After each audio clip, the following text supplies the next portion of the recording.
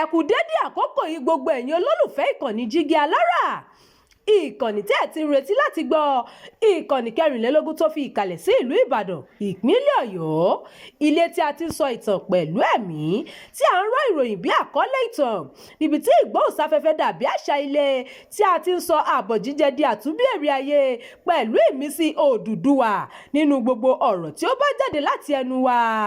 Ẹ̀yin olùgbọ́ wa, a dúpẹ́ fún bí ẹ ṣe ń bá wa lọ. Ojú tẹ́ fi ń wò wá kò ní fọ́, bẹ́ẹ̀ sì ni etí tẹ́ fi ń gbọ́ wa kò ní di.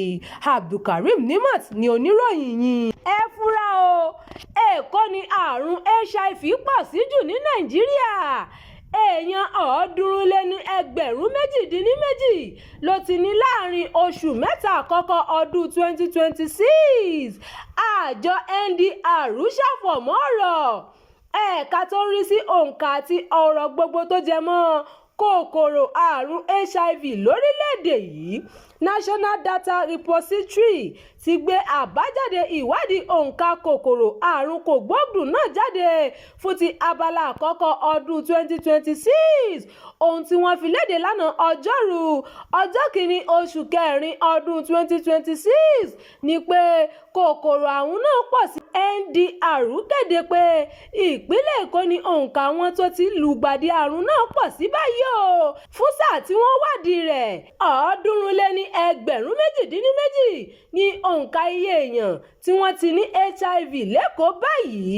Bí àkọsílẹ̀ NDR ṣe sọ, ìpínlẹ̀ Benue tó máa ń sábà wà nípò kíní nínú òǹkà yìí já wálẹ̀ ní abala àkọ́kọ́ lọ́dún 2026 yìí, tí Benue ti já padà sí 1949 báyìí. Bí àkọsílẹ̀ National Data Repository ṣe sọ, òǹkà kòkòrò HIV lórílẹ̀‐èdè yìí fún abala àkọ́kọ́ 2026 lápapọ̀ ni wọ́n ló jẹ́ 20,836. Láàrin oṣù kìíní ní ọdún yìí sí oṣù kẹta ni wọ́n rí iye yìí gbé kalẹ̀ bí àwọn tó ní HIV ní Nàìjíríà. Nínú òǹkà àpapọ̀ náà ni Èkó àti Benue sì ti wà ní ipò kíní àti kejì. Àwọn ìpínlẹ̀ yòókù tí wọ́n ti kéde òǹkà àrùn HIV wọn ní Akwa Ibom, Rivers, Anambra, Kaduna, Sokoto, Yobe, Ògùn, Ọ̀yọ́, Ondo, Ọ̀ṣun, Èkìtì. Àwọn mìíràn ní Abia, Ebonyi, Enugu, Imo, Bayelsa, Cross River, Delta, Edo, Jigawa, Kano, Katsina, Kebbi, Sokoto, Zamfara, Adamawa, Bauchi, Borno, Gombe, Taraba, Nasarawa, Niger àti Abuja. Gẹ́gẹ́ bí NDR ṣe wí, ìdá 95 èèyàn tó ń gbé pẹ̀lú kòkòrò àrùn HIV ló ti mọ̀ báyìí pé wọ́n ní àrùn náà, yàtọ̀ sí ti tẹ́lẹ̀ tí ọ̀pọ̀ èèyàn kì í tètè mọ̀. Lára àwọn ìdá 95 tó ti mọ̀ pé àwọn ní kòkòrò náà ti ń gba ìtọ́jú. Bẹ́ẹ̀ ni ó tó èèyàn 1,657,173 tó ń gba ìtọ́jú káàkiri àwọn ibùdó ìtọ́jú. Ìdá 95 ni wọn kò lè pín àrùn náà kiri látàrí ìtọ́jú.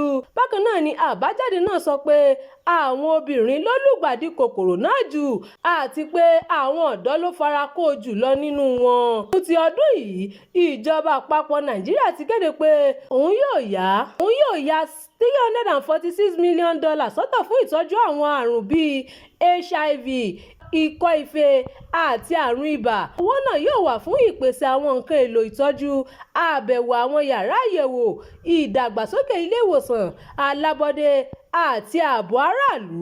Mínísítà ètò ìlera àti àlàáfíà Ọ̀jọ̀gbọ́n Muhammad Pate ṣàlàyé pé Nàìjíríà ń dojúkọ ìnáwó abẹ́lé bí ilẹ̀ òkèrè ṣe ní ìrànlọ́wọ́ tí wọ́n kù. Ẹ ṣeun tẹ́ ń tẹ́tí sí ìkànnì yìí, ẹ máa bá wa pín ká kí ẹ sì fi èròǹgbà yín sí abala àríwísí.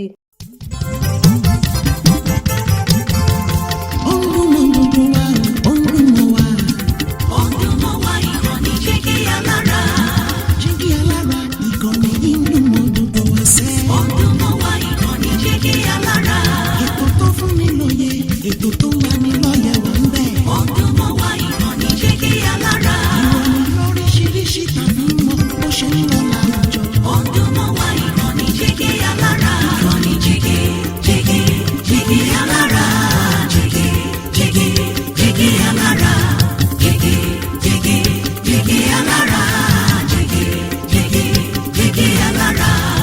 ìkànnì Jígí Alára 24 bàbá gbogbo.